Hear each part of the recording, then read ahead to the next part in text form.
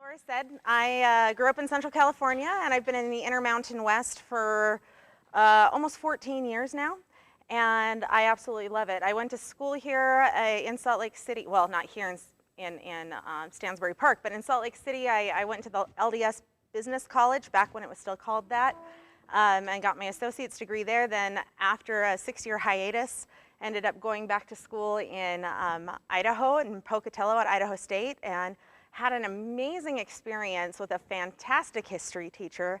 And before that, I really didn't think about doing history or going into history because I couldn't see a future in it. They were just always stuck in the past. Oh, I got one laugh. But finally, I found my niche and my talent, and believe it or not, I have to admit that it's not Mormon Battalion history. That is not my expertise. I do have some experience with Latter-day Saint pioneer history, which overlaps with Mormon Battalion history, which is tangential. It overlaps. So if you have questions about the intimate experiences or the detailed facts or the minutia about Mormon Battalion history, I'm not the person to talk to, but I can introduce you to people who do if you don't already know them. Laura is a great resource. She's got all the answers. When I don't have a question, or if I have a question and I need an answer, I usually go to Laura and say, help me understand. So unlike our previous presenters, I'm not very good at extemporaneous speaking off the top of my head, so I do have a script. So bear with me as I read my script to you. And you may be wondering why now. Why is a non-expert Mormon Battalion person giving a presentation? I'm still trying to figure that out myself, but it's okay, because doing presentations like this helps me learn and grow and better understand different subject matters, and allows me to slowly develop an expertise. And this is an important expertise for me to develop, because this new church history biographical database is going to be including a Mormon Battalion data set sometime later this year, beginning of the next year. We don't have an exact date yet. But this Mormon Battalion data set is important and is kind of a transition for how we're doing church history, especially with these databases. In the previous Pioneer database, there were a small handful of non-Latter-day Saint pioneers that were included in this database because they were exceptional or they traveled with Latter-day Saint pioneer groups. In this new Mormon Battalion data set, there is a very large number of non-members that are being featured. People like Jean-Baptiste Charbonneau, and people like A.J. Smith, and some of these other, General Kearney, and it's just a fantastic moment for me as a pioneer historian to see how we can better incorporate parts of Utah history, U.S. history, and church history and bring them all together to tell a more complete narrative. So growing up, I did hear some stories about the Mormon Battalion. Edwin Peck, who served in the battalion, is the brother of my 4th great-grandfather, William Page Peck. Naturally, anytime the Mormon Battalion would come up at Pioneer Day celebrations or in Sunday school lessons, my dad would grin wide, beaming with pride that he had a family connection to this ragtag band of soldiers and California history. My interest in the Mormon Battalion grew when I learned, not too long ago, that it was former battalion members who settled Mormon Bar, California. Don't be upset if you've never heard of Mormon Bar. The town no longer exists. For some time, it was a mining settlement in what was known as the Southern Gold Camps in the central Sierra Nevada mountains. The center of this former community is now home to the Mariposa Fairgrounds, and not far from my hometown of Coarsegold, California. I grew up seeing signs for Mormon Bar, but I didn't know until a couple of years ago that Mormon Battalion members had influenced the development and evolution of the mountain community that I called home. For me, finding connections like this makes history personal and more interesting. That all being said, we will be discussing the Mormon Battalion today, but it's not actually the primary focus of this presentation.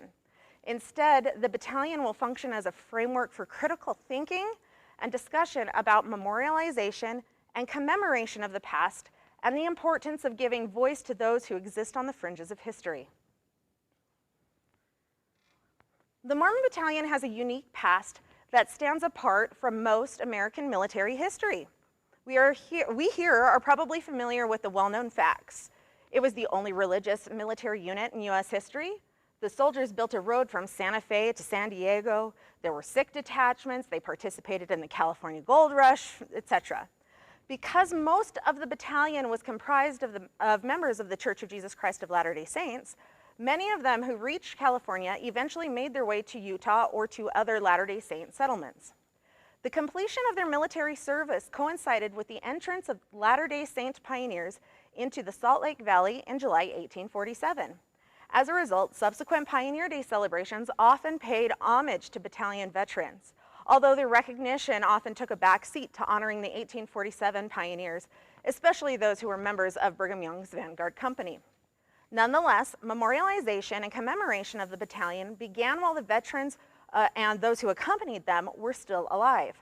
As shown in the image on this slide, the first General Festival of the Mormon Battalion took place in February 1855.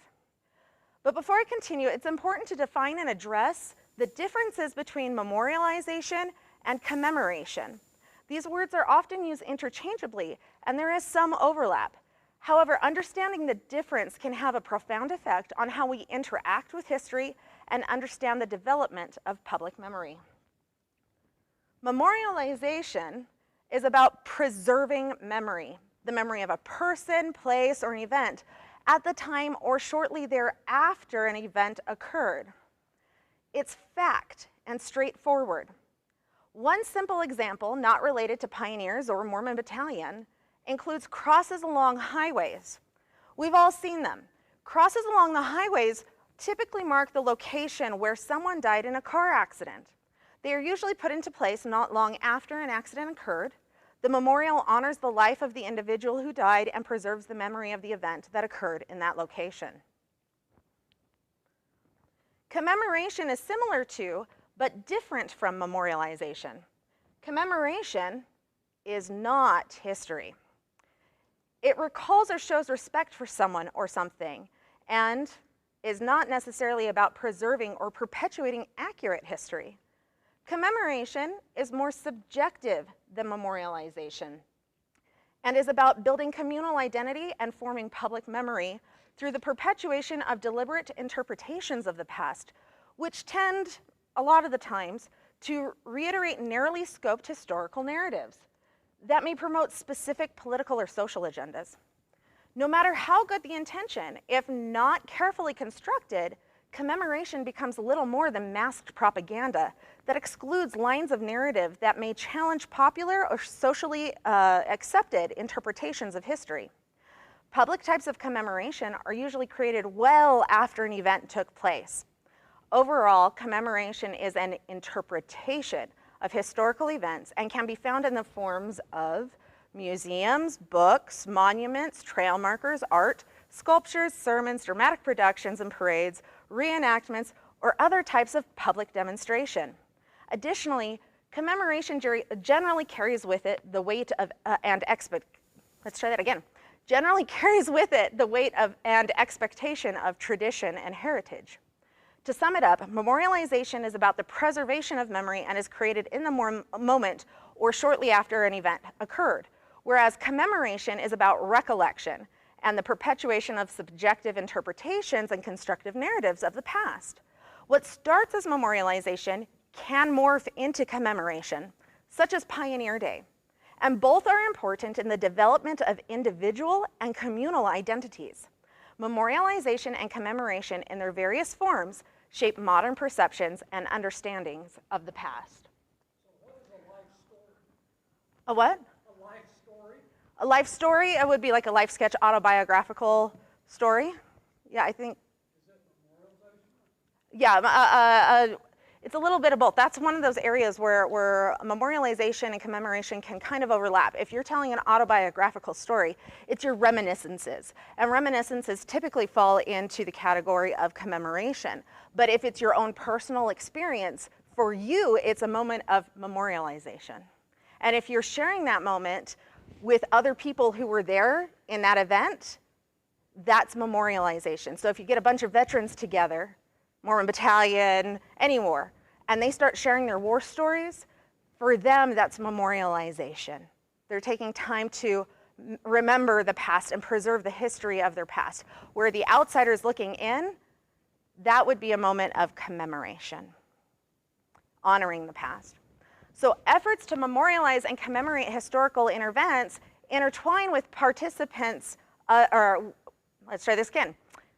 Efforts to memorialize and commemorate historical events intertwine when participants of an event are still living during significant anniversary years, which you just asked about.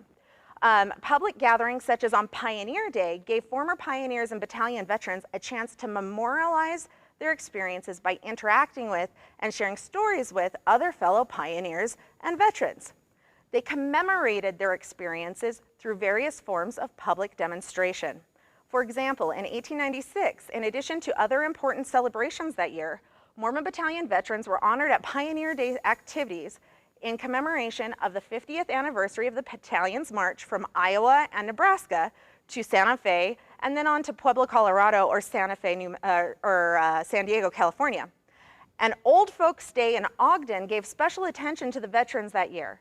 One journalist reported, the Mormon Battalion is to be a very conspicuous feature, and the estimable ladies and gentlemen in charge are planning some pleasant surprises. On July 25th, the Broad Axe reported the Mormon Battalion was the leading attraction of the day. Newspaper accounts, life sketches, poetry, and reminiscences described the journey and romanticized the experiences of the veterans. One short report, in a somewhat melodramatic fashion, reiterated and romanticized the Mormon Battalion's experiences of 1846. 50 years ago this month, the article read, a band of ragged exiles were camped over where Omaha and Council Bluffs now stands. By a mob of lawless Westerners, they had just been driven from a lovely city on the banks of the Mississippi River. The memories of Nauvoo and their wrongs were still fresh on their minds. Still, in their rags and with their sickness, they loved their country. Some of the citizens of that country had driven them out of the nation, and the nation had failed to protect them. Yet when a call came for 500 of their best men, they responded. The government did not need them, as the president's call for 75,000 volunteers had been answered by 250,000 responses. Yet the 500 were raised. The government did not have arms and clothing for them at first, and they went in their rags, poorly armed, to Leavenworth, Kansas, where they received supplies. Then came the long, tedious march through Kansas, New Mexico, and what's now Arizona. I have driven through a couple of those states, and driving it was tedious enough. I can't imagine having to walk it, so I understand that part. But as the article continued to illustrate, for many days they had little to eat. Many took sick and were left behind. Others died by the way. Yet this band wearied not. It is possible only to those who have crossed western deserts to know what they suffered. Food was scarce. Animals gave out. The men pushed to help them along. History has written in the stars the tale of Thermopylae. The praises of this little band have been sung and recited in every language, but it is not the fierce action of one day or 1 hour or 1 minute that tells of valor. It is the answer to duty's roll call day after day, week after week, that shows them here. The Mormon Battalion will long be a noted band in history as America's most devoted band. And of course, emphasis was added throughout that. The journey was hard, and people did die, that's true. However, the overly dramatic language and tone of this article nearly deifies this unique group of veterans. Additionally, it paints the men as true Americans, devout to the American cause, which may not have been wholly accurate. Many Latter-day Saints in 1846 and 1847 had antagonistic feelings towards the American government. As another journalist postulated of the battalion, what had their country done for them? They had been driven from their homes, persecuted, robbed, and slain. When they had applied for justice, it had been refused them. Did they owe any allegiance to her? Meaning the United States of America. This somewhat anti-American attitude was reinforced during the first 50 or so Pioneer Day celebrations. Early Latter-day Saints in the Utah Territory celebrated Pioneer Day as an independence from the American government. Pioneer Day, in a way, was a way to boycott July 4th Independence Day celebrations. However, mid and late 19th century Latter-day Saint feelings of allegiance to the United States, or lack thereof, is a discussion for another day. Some 1896 reports provided brief descriptions of the battalion. For instance, one report stated, "A few families went with the battalion and a few boys too young to enlist went as servants to officers. But in the main, the recruits left families and friends to come on directly west across the plains." These additional non-official participants were usually described in such terms, if mentioned at all. The picture on this slide was taken in 1896 and includes a couple of women who accompanied the battalion. You can kind of see them sitting down in the front. I can't remember which two women those are. I'd have to look it up. But we do know the names of those women. I just can't remember them.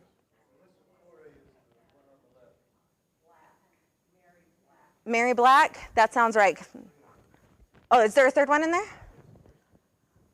Awesome. Even better. The fact that women were included in this photo is significant because most women who participated in 19th century American military efforts have been forgotten to time. We know that there were women who participated, and the women we talk about in most wars during the 19th century are those who were overly exceptional, women who dressed as men and hid in the army during the Civil War, or who were there on the front lines during the Civil War, which comes after this war, who catered to the health of both Union and Confederate soldiers. These are the kind of women those stories usually tell. They don't always focus on women who are laundresses, like Sister Corey here. So this is significant that they're being included in this image. So why does this matter? Why does it matter who is included in commemoration of the Mormon Battalion? What does the discussion about memorialization and commemoration even have to do with the Mormon Battalion? Well, as a historian, one of the things I do is analyze stories and historical narratives. Specifically, I like to compare interpretations of the past, be they monuments, books, paintings, etc., to events as they actually occurred and as they were understood by their historical actors. Then I ask of the interpretation, who's missing? Were there other figures that helped shape the story that are not represented here? Where are the voices of the overlooked and under-recognized who are generally discarded from public memory? Or, if they are represented, is the representation done in a way that is respectful and not degrading or demeaning? Over the past few years, as I have gleaned more information about the battalion, and as that gleaning shifted to more in-depth research, I've had opportunities to visit a handful of monuments dedicated to the Mormon Battalion. And I noticed a pattern. Just like the dramatic narratives of the battalion penned in the 19th century, there were people missing from these commemorative statues. The sculpted narratives were lacking and often did not provide a broad representation of the full battalion experience. For instance, the narratives were almost always focused on the white men with passing reference to the women, guides, and rarely, if ever, the servants who accompanied them. And as far as monument narratives go, none of them that I have seen so far acknowledge the participation of enslaved men. While solely commemorating the enlisted men and some of the women is not necessarily inappropriate or wrong, such heavy focus on a single group of individuals limits our overall understanding of and excludes historical actors from the greater battalion narrative. As a historian, I was not surprised to learn that there were enslaved men who were brought with the battalion. But at the same time, I was kind of surprised because up until about 6 months ago, I didn't know there were enslaved men with the battalion. This is probably because they have not been regularly acknowledged or included in the popular narratives about the battalion with which I was familiar. Why were there servants who accompanied the battalion? What was their purpose?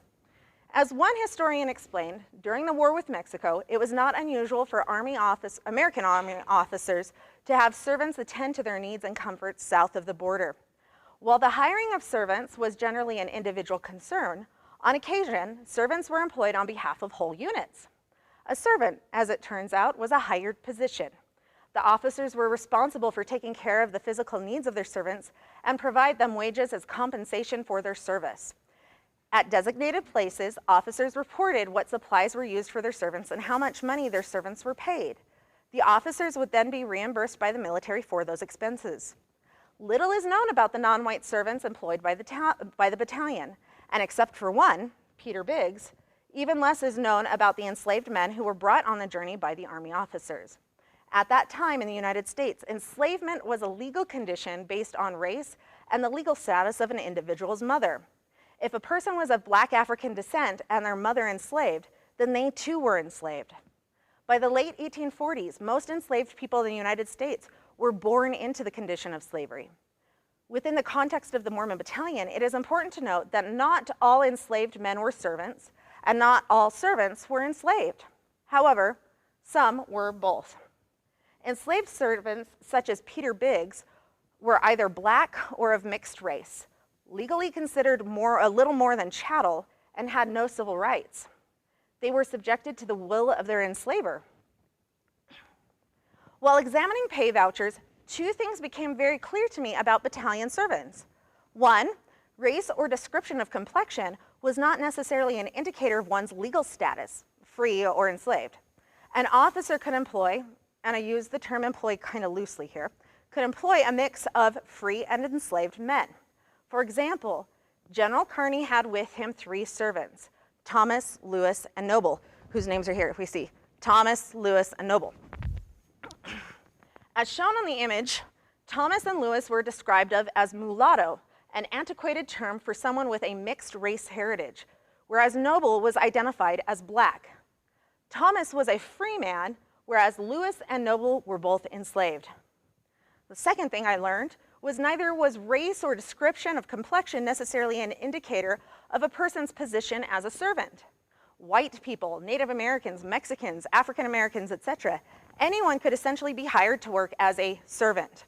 Although everyone described on government pay vouchers as Black, Native American, mulatto, or Mexican were servants. During the Mexican-American War, the Black experience derived from an officer's desire to have servants at hand. So why is this important? Why is it necessary to distinguish the differences between servants and enslaved servants?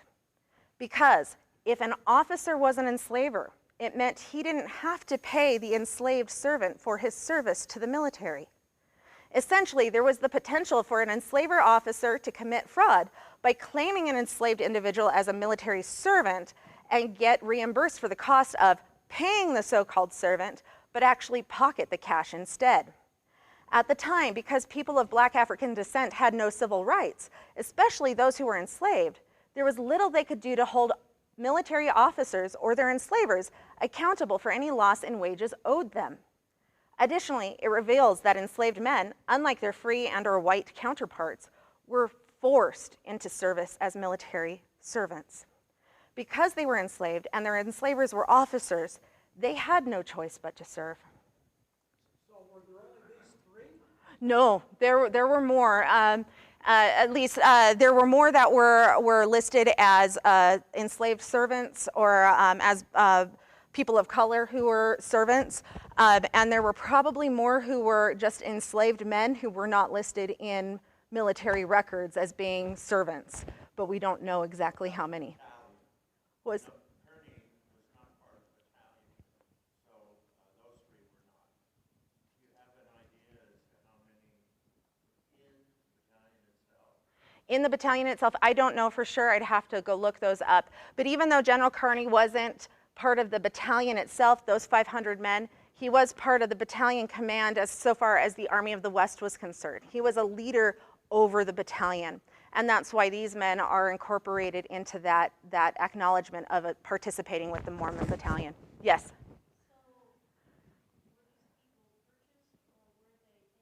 Debts, or why would they be in that position? Because they were already owned by the officers prior to their service. So, yeah, so they, what was that? Not indentured. These were slaves.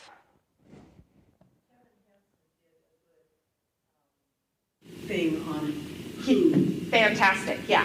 who was enslaved and et cetera, and that is That's available through the Oregon California Yeah. Trail Association.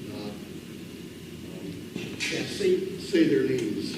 Yes, say their names was the. Yeah. Okay. And Kevin was actually, he helped me, not directly, but he did send me some information, and he and I have had some great conversations about the condition of black men, enslaved or free, and their experiences with the battalion, and how little we know because of lack of documentation. So Kevin was very instrumental for me directly as I developed this presentation. He has not seen it, but we've had great conversations that helped influence. Oh, Kevin, you're sitting right there. Oh my gosh, sorry, it was one of those things like I recognize you, but MHA, you know, we met at MHA. Yeah. So all of the servants came from the military side? Yeah. No? Oh no, it's because there were some what's his name? Edmondson. Yeah, he came from Nauvoo, but we don't know. We don't know what his legal status was. We don't know if he was free or enslaved. At least I don't know. Anyway, we can discuss that later. We'll continue on. So all of this brings us to another question. Why have the servants and enslaved men been generally omitted from the larger Mormon Battalion story? That's a good question without a single or simple answer.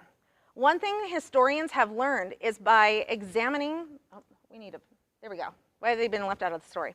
One thing historians have learned is that by examining the experiences of minor historical actors, such as women, immigrants, enslaved people, or those considered racial minorities, such as Native Americans, often provides a richer, fuller, and sometimes more accurate understanding of historical events. Some early histories of the battalion written around the turn of the 20th century sometimes mention servants and enslaved men, but it seems the men were only mentioned in transcribed journal entries, or there was a situation that took place in which including mention of these men was necessary for context, or because an individual proved to be an historical enigma. Peter Biggs, for instance, is a great example of an historical enigma. He was a black man enslaved by Andrew Jackson Smith. He was previously enslaved by another family, by a Latter-day Saint family, and then sold to Andrew Jackson Smith. Yeah, no, that's not correct? Oh, well, thank you for the correction. That helps me better understand it. But I do know that he was enslaved by Andrew Jackson Smith. That's correct, right? And listed in military records as one of his servants. Shortly after the battalion reached California, Peter was granted his freedom and settled in Los Angeles. We're not exactly sure why he was granted his freedom or what arrangement was made, unless you know. Oh, really? That he wasn't granted his freedom? Oh, interesting. We'll talk about that more later. I want those details. Peter, so he was settled in Los Angeles. He married a Mexican woman, and together they had a daughter. He became a prominent barber in the community. All of this information so far is benign to the story, and you may wonder what makes him an historical enigma. Well, Peter identified himself as a black Democrat. At the time, Democrats, not the same as today's Democrats, completely different group. Actually, the Democrats back then more closely resemble Republicans of today. So not the same group, even though they have the same name. The Democrats during that time controlled the South, and there was an influx of Southern immigrants to Los Angeles. During and after the Civil War, Peter participated in activities that honored the Confederacy and praised Jefferson Davis. This behavior seems odd, and it should seem odd. Why would he, a previously enslaved black man, openly embrace a system, political party, and culture that oppressed and enslaved non-white people? Historians Kendra Field and Daniel Lynch speculated that because there were so many Southerners in Los Angeles, that by aligning himself with Southern social ideals, Peter was able to reduce the risk of physical harm to himself and his family and ensure the growth of his business. Essentially, his actions can be interpreted as an act of survival. If he played the part of a subservient black man, despite his free status, or questionable free status, his chances of personal and economic harm could be and would be potentially reduced and diminished, which may have been the case for a time. However, sadly, Peter was murdered in 1869. But to speculate on why people like Peter have generally been left out of battalion stories, one possible reason is that historians have focused primarily on the battalion members themselves, the main characters, if you will. Much like the women and other camp followers, servants and enslaved men have been seen as members of the supporting cast. Up until recent years in general, minor characters in history have not typically been given much attention to by historians. Or maybe the minor characters fell outside the purview of an historian's research, or there was little to no documentation about these individuals and, as a result, ended up being overlooked or forgotten. Another reason could be that because of the dominant culture of the official participants, it overshadowed those minority groups. As a result, the perspective of the dominant group or culture became the main narrative. What or who they didn't think was important got left out. For instance, oral stories told by the veterans passed down through the generations may not have included references to the enslaved men or servants. Or if originally they had included them, the natural evolution of transmitting oral family stories may have over time resulted in the unintended exclusion of perceived minor historical actors. Another reason individuals or groups get omitted from stories is because of misunderstandings or misinterpretations of the past, often due to an issue called presentism. For those unfamiliar with the concept of presentism, it is the tendency to interpret past events in terms of modern values and concepts, or an attitude toward the past dominated by present-day attitudes and experiences. It's a mechanism that people who do not understand the past or choices of people in the past use to try and make sense of historical events and actions as it relates to modern times. For example, Nathaniel Hawthorne wrote the Scarlet Letter.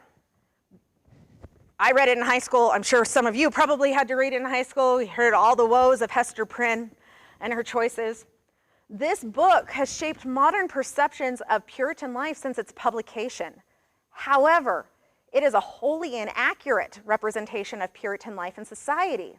Instead, it is representative of 19th century American Victorian ideas, specifically Hawthorne's ideas about morality, sexuality, and consequences for one's actions. Presentism is an issue that historians regularly combat. It blurs our understanding of the past and contributes to the perpetuation of inaccurate history. Unfortunately, it was and remains prevalent in life sketches, family histories, artwork, statues, and other commemorative works related to pioneer and military history, including the Mormon Battalion. We heard examples of presentism earlier when journalists exclaimed, by serving the battalion, participants demonstrated their devotion and love for America. In 1896, Utah became a state in the Union, and the culture among Latter-day Saints began to shift in a way that projected more seemingly patriotic attitudes toward the United States. The present attitudes of the time were then imposed upon interpretations of historical events. Presentism can also develop out of Romanticism and moralism. Romanticism and moralism permeated 19th century American culture and literature, including historical narratives and life sketches. Eric Eliazon explained, truth according to popular historiography in the 19th century was best illuminated through glowing pictures that highlighted heroism and sacrifice. This is true of popular and family stories about the battalion, including stories in my own family history. A modern example, this is a modern example, current, present-day example of presentism mixed with romanticism and moralism in relation to pioneers is the idea that they had faith in every footstep. It wasn't the case, and we know it's not the case. So why do we do it? Such broad, sweeping generalizations steeped in presentism can make us in the modern age feel good or bad about an historical event, but they undermine the true experiences of people in the past. We can and should derive from the past important principles that are relevant to modern life, such as resilience, service, and charity, but we should avoid imbuing upon historical narratives moralistic and romantic overtones that may entrap us in the snare of presentism. Mormon Battalion history work shifted in the late 1940s with the creation of the Mormon Battalion Association.